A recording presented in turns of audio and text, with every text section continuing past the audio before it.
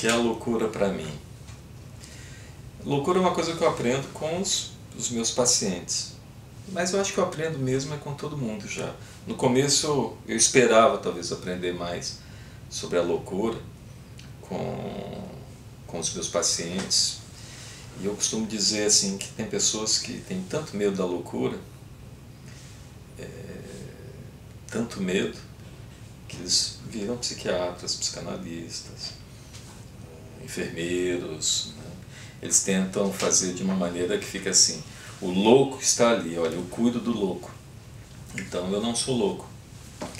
Então essa é uma dificuldade que a gente tem inicialmente. E aos poucos, quando a gente vai passando do tempo, né, na experiência da gente, eu já não tenho mais tanta certeza. Eu acho que todo mundo é meio louco mesmo. Isso daí não é um clichê, isso daí é uma constatação, inclusive eu. Cada um tem uma loucura à sua maneira.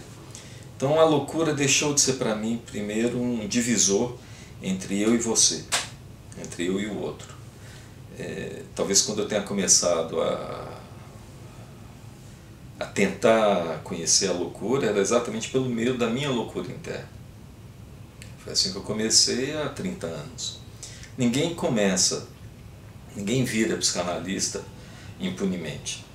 Então eu virei psicanalista por causa das minhas questões, das minhas loucuras, daquilo que eu achava que eu era louco mesmo, o que eu dizia. Eu me lembro que eu chegava para o meu analista e me achava o ser mais anormal e monstruoso do mundo.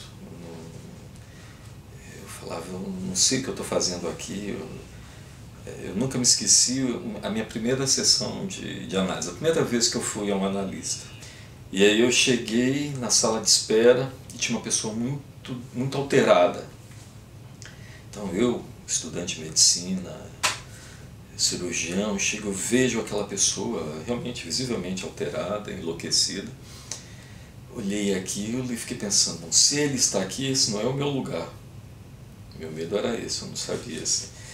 E aí me chama, e esse analista me chama para a primeira consulta.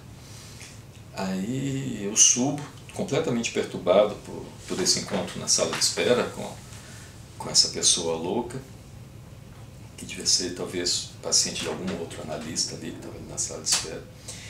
E eu abro a boca e começo a falar da pessoa que estava lá embaixo. Começo a falar daquele louco que estava ali na sala de espera e que eu não estava daquela maneira, tudo. E foi ali que essa pessoa abriu a boca pela primeira vez, esse analista me disse, mas não é por isso que você está aqui para falar de você. E naquele momento ali, nesse encontro, com essa pergunta, quem sou eu vi que eu não era muito diferente daquele louco, que eu me desconhecia tanto quanto eu desconhecia aquela pessoa que estava ali, que o louco era eu. Né? E foi aí que eu comecei a experiência de tentar responder um pouco. Não mais no começo o que é a loucura, e depois eu perdi essa pretensão. Eu acho que não sei se é a idade, os anos de experiência. Eu no máximo eu tento trabalhar um pouco a loucura de cada um que chega aqui, e eu também com a minha, e com a loucura ordinária, cotidiana que eu vejo. Então, não tenho soluções universais, nunca abri mão delas, nunca acho que tem uma solução que vale para um e que vai valer para o outro. Não acredito mais nisso. E é curioso que muitas dessas soluções, a gente pensa que essas soluções são... A sociedade gosta muito, a família está muito feliz, e eu costumo dizer que quando eu vejo, às vezes, um paciente que deixa a família muito feliz, eu acho que tem um sofrimento muito grande ali. Às vezes, romper com determinados ideais familiares é muito grande. A pessoa está prometida, às vezes, a uma grande carreira, uma grande profissão, um grande casamento. Então ela faz uma grande formatura, um grande casamento, e um dia ela descobre que não é nada disso. Descobre que a coisa é outra, que o buraco é mais embaixo, que a gente tem que abrir um pouco mão dos ideais. Foi assim um pouco então que eu fui chegando. No começo eu fiz, claro, uma residência de psiquiatria, abri mão da cirurgia cardíaca, com algum luto.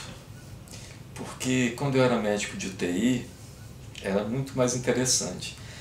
E cirurgião cardíaco, porque assim, você abre, conserta o problema, ou o paciente morre logo, ou você resolve o problema. Então você vai lá, troca o tubo, faz alguma coisa, a coisa fica boa. Com psicanálise, psiquiatria, tudo meia boca, né? Nada resolve muito. O sujeito que estava meio doido, às vezes piora. Às vezes, assim, eu tenho pacientes que estão comigo há 10 anos, 15 anos, muito bem, aí eles sentam um dia e dão uma pirada tão doida que eu falo assim, meu Deus, não acredito, tem 15 anos que eu estou com essa pessoa e olha aí, tudo voltou ao mesmo lugar. Então é um pouco isso, é preciso aí talvez um pouco acho que a verdadeira clínica que a loucura me ensinou é uma clínica, não da humildade, mas uma clínica que não se apoia muito em discursos autoritários. Embora às vezes a gente sente, por exemplo, a força que tem uma palavra. Eu posso dizer assim que eu já percebi, sem nenhuma sombra de dúvida, com os pacientes inclusive loucos, que às vezes uma frase, dita banalmente até às vezes, tirou uma pessoa da morte. E até mesmo, já ouvi, olha, eu ia me suicidar, mas eu ouvi isso aqui e eu parei para pensar. Então é acreditar ao mesmo tempo que não existe solução universal, mas que a gente consegue chegar lá pela palavra, ou seja, a palavra só tem efeito se eu trato a pessoa que está diante de mim como alguém que eu também vou ouvir que vem dela, senão não é palavra, é uma imposição. Então, a minha palavra ela não pode ser uma prescrição como um remédio. A minha palavra, ela só é palavra quando eu sei que vai vir alguma coisa de lá em volta. Então, é preciso, para que isso aconteça, que eu rompa com aquela ideia de que, ao conversar com um louco, por exemplo, eu estou conversando com algo não eu, não humano. Tudo aquilo que, às vezes, os livros dizem assim, você não pode se identificar ao paciente, não pode se identificar ao louco. Não é uma questão de identificação, é claro, eu não vou me colar à imagem dele, mas é de conversar, e conversar é com, é sempre dois, conversar não só. Bom, você viu, enrolei, não falei o que é loucura. Você já chegou perto da loucura? Claro. Qual lugar, onde foi mais perto que você chegou da loucura? Em muitos momentos da minha vida. Na verdade, talvez o que tenha sido mais importante é que uma coisa é chegar perto da loucura sem análise. Para mim, o que funcionou foi que os momentos mais difíceis da minha vida, que eu estava já em análise, eu pude me aproximar deles e enfrentá-los, e a própria análise em algum momento me levou a uma certa loucura, que foi o momento onde caiu por terra todos os meus ideais, todas as minhas ficções, e eu não achava muita coisa para me apoiar. E é claro, isso acontece em fatos cotidianos da vida, diante dos grandes problemas de todo mundo. Quais são os grandes problemas de todo mundo mesmo? É a morte, é o sexo, é o amor, é a profissão, os ideais, pai, mãe. Não consigo escapar muito disso, não.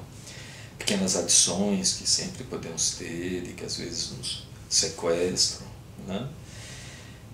O desejo, que é um desejo que todo mundo tem de ser imortal, né? De viver para sempre, de perceber a partir de um certo momento também que a vida ela avança. Por exemplo, num momento de vida que eu estou hoje, que eu já estou vendo trocar mais uma geração, que eu estou me preparando para ser avô, essa mudança de geração, ela é ao mesmo tempo um ganho. Não é que seja uma morte, uma pequena morte, mas é uma pequena sensação também de que a vida está indo em frente, né? E que agora os filhos dos filhos vão ter, e que a gente não controla tudo mais. Então, claro, eu já cheguei muito perto da loucura. Embora eu acho que eu encontrei delírios bem interessantes onde eu pude me sustentar, né?